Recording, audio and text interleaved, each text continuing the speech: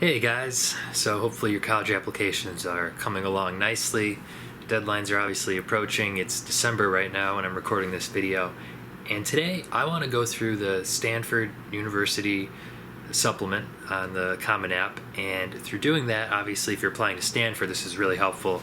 You found a great video to help you complete the supplement. And obviously these are tips. You can tweak them accordingly, but they're nice guidelines, how I feel an ideal student might complete these questions. You'll have a couple options, different techniques to choose from, and also some pitfalls to watch out for. Even if you're not applying to Stanford, though, a lot of these questions are similar to questions that are on other colleges' applications, and I'm sure you're also going to get a lot out of the video. So without further ado, let's look at the first step, which would be general questions relating to when you would like to apply, need-based financial aid.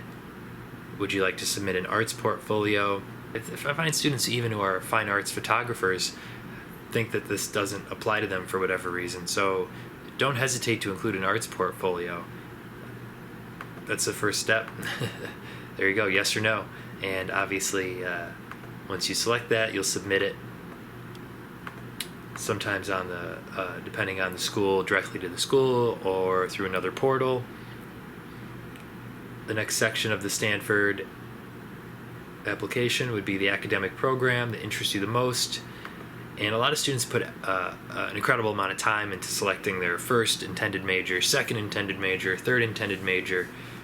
Don't worry about this. So your interests are going to be reflected in your writing. They're going to be reflected in your guidance counselor rec, your teacher's rec. So this is a nice reminder to the school what you're interested in, but is it a big deal if you select one thing for your third interest and then you think, oh no, a month later it's actually my second interest? Not really. This is just reinforcing to the admissions officers who you are. It's a nice little reminder, not unlike attaching a resume. And that's another video I would like to do on resumes and the Common App, so stay tuned for that. Next is the activities section. You obviously completed an activities list for the Common App.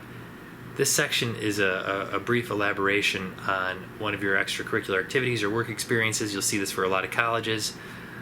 Again, keep this exciting. I see some students, just because there's a word limit, they write broad, boring sentences. Don't do that. Create a vivid picture in the reader's mind of you doing your favorite activity. And this could even be a paragraph that maybe you cut from your personal statement.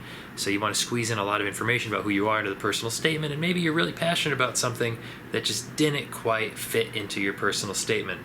Feel free to include that here if it's an activity that you're passionate about.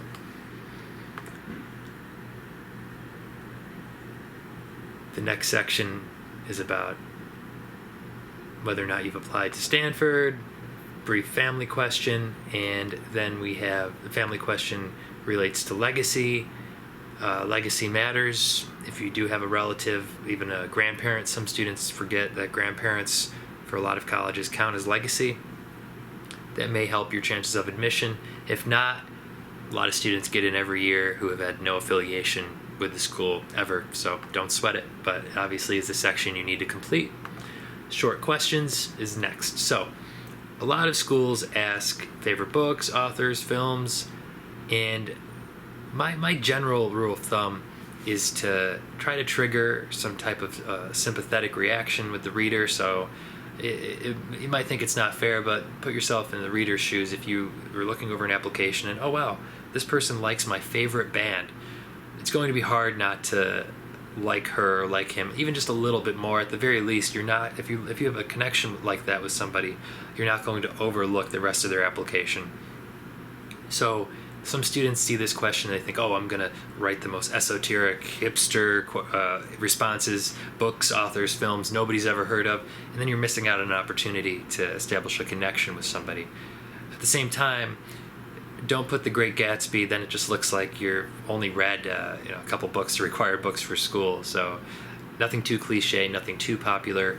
I love Fitzgerald, so what I would put for this would be my maybe a lesser known book by a famous author. So This Side of Paradise was Fitzgerald's first book. Even that's kind of popular. Not too many people know Tender is the Night, which I really like.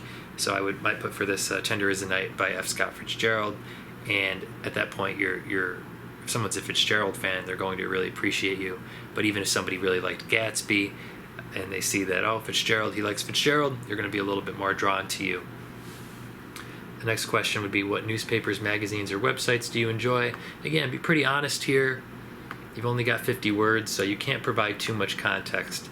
Some short questions will only allow you like 20 words, so you just got the title of the book, your favorite book, title of the playwright, the musician, whatever it might be for that question. So if you don't have a lot of context to explain yourself, don't take a lot of risks, because you can't explain yourself.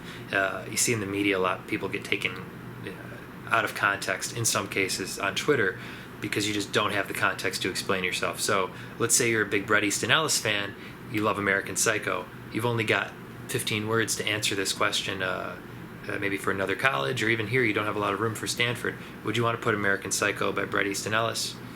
Maybe not, because who knows, maybe the reader hasn't read that book, maybe they read it, they didn't fully understand that it's kind of comical, it's a critique on consumption, capitalism, materialism. And if you can't include that context, all those other things about American Psycho, maybe you shouldn't write it as your response, because the reader might just think you like books about homicidal killers, and that's obviously not going to reflect as well on you as explaining all that the book means to you and would mean to an intelligent reader. In other words, if you don't have context, don't take big risks. If you can't provide context, don't take risks with these short questions. Next question is, what is the most significant challenge that society faces today? 50 words. Again, you don't have a lot of space for context, so you want to play this relatively close to your chest. Don't take many risks, because you don't have the space to fully explain your thoughts. So this is a tough one. I think in general, communication, gratitude, how would I answer this, to be totally honest? The most significant challenge that society faces today, I'd like to make it kind of optimistic as well. You might have a great point, and this is speaking very broadly. You might have a great point, a great argument. This isn't a debate. None of the college application process is going to allot you many points for cleverness. Colleges want, admissions officers want optimistic, positive people on their campuses. So even though this question is about significant challenges that society faces, I'm going to say the most significant challenge would be people not fully appreciating how much technology can make the world a better place. I think there's a certain fear of a lot of technology, a lot of innovation. All the negatives are highlighted sometimes by the media, when really a lot of technological breakthroughs can help people eat, learn, and live longer, happier lives. Who knows what I just said, if that was over 50 words, but you could see how something with that tone would be a nice answer for this question. How did you spend your last 2 summers? 50 word limit. This is going to not so much introduce an entirely new concept, but maybe you're reinforcing something on your activities list that you're passionate about. Maybe you're reinforcing something you've mentioned in your personal statement. What were your favorite events the last year, in recent years? Performances, exhibits, competitions, conferences. Maybe a fun movie that everybody loved, maybe a nice lecture, maybe some type of event in the arts. What historical moment or event do you wish you could have witnessed? Again, provide the event and also the why. Ask an interesting question about that event, or like you wish you could have seen this, the look on someone's face, or you wish you could see this to fully understand this maybe historical mystery. Don't overthink it. What 5 words best describe you? Paint yourself in an interesting light, but still realize that you're not perfect. So those words should reflect your ability to introspectively look at yourself. In other words, you're not perfect with these words. Maybe every single word isn't glowing.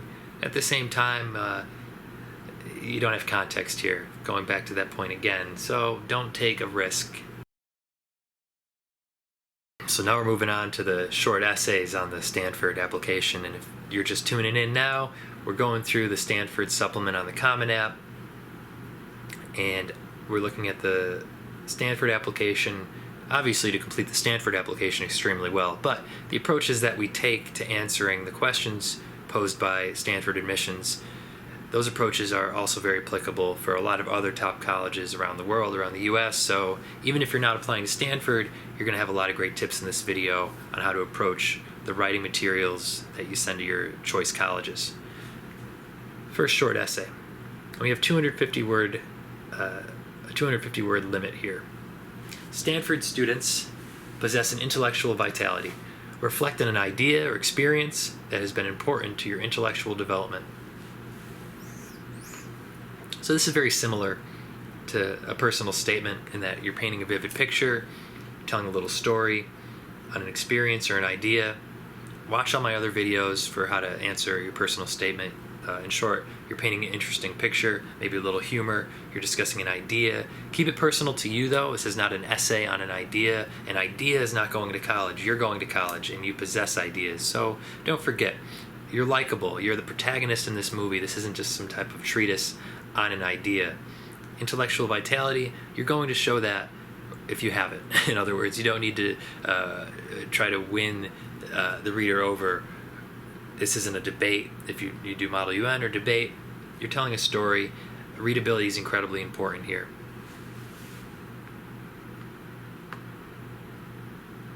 Virtually all of Stanford's undergrads live on campus. Write a note to your future roommate that reveals something about you or that will help your roommate and us know you better. Okay, this is where a lot of students have trouble. The letter to the roommate, Stanford essay. Don't describe your routine. You might be really tempted to describe what you're like to your future roommate. So I go to bed at 11 o'clock. I like waking up at this certain time. I don't like having people over on the weekends. I don't like a lot of noise. I don't like a lot of dishes in the sink. And even when this is done playfully, it really comes off domineering and you're not a likable person. And what I just said, likability across your application, it's paramount. Instead, pretend you're actually maybe even shooting a text message. I find thinking of it, framing it this way in your mind might help you produce a better response. You're texting your future roommate. You have your future roommate's number. If you just got into Stanford, you're excited, or housing was just released sometime over the summer. What are you going to say?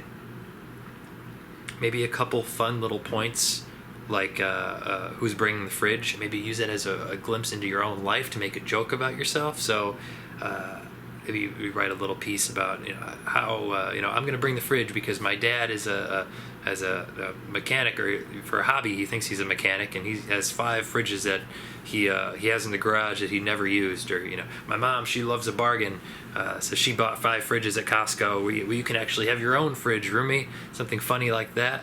Maybe not the funniest thing in the world, but kind of amusing. It's showing who you are. It's showing that you're likable. We're getting to know you a little bit better. And it also is realistically something that you would send to your roommate. Maybe something funny like, my mother, just have full disclosure, my mom is if you meet one of my parents during a break, she's kind of a hippie. She, moved our microwave to the garage because she was nervous the microwaves would hurt her. So we have a microwave. If we want it, I'll bring that to our dorm. That's about as much as you want to mention so far as specific administrative topics related to you two living together. If you establish laws in this first point of contact, it's going to look like I said, you're not very likable.